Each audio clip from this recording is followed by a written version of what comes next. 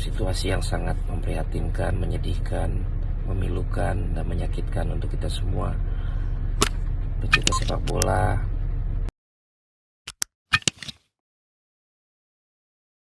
Syederalun, banyaknya korban jiwa akibat kerusuhan di Kanjuruhan Malang membuat Valentino Jebret mengambil keputusan besar. Pembawa acara BRI Liga 1 2022 Valentino Simanjuntak atau Valentino Jebret mengumumkan pengunduran dirinya usai tragedi Kanjuruhan Malang yang menyebabkan ratusan korban meninggal dunia. Valentino Jebret mengonfirmasi pengunduran diri dari komentator BRI Liga 1 2022 melalui unggahan Instagramnya pada Minggu 2 Oktober 2022 malam.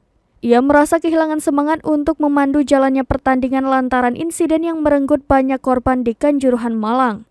Stadion Kanjuruhan menjadi saksi bisu meninggalnya ratusan jiwa setelah pekan 11 BRI Liga 1 2022 antara tuan rumah Arema FC versus Persebaya Surabaya pada Sabtu 1 Oktober 2022 malam. Lebih lanjut, sikap ini diambil sebagai bentuk empati kepada korban serta seluruh insan sepak bola nasional.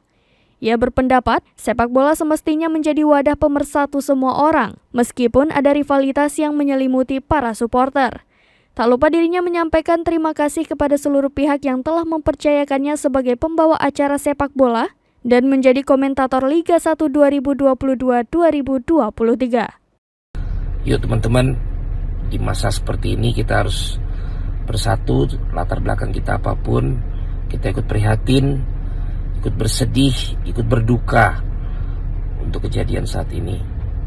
Atas nama gue pribadi, Jebret Media, juga Indosiar, gue sangat berduka atas kejadian tadi malam dan sampai dengan saat ini.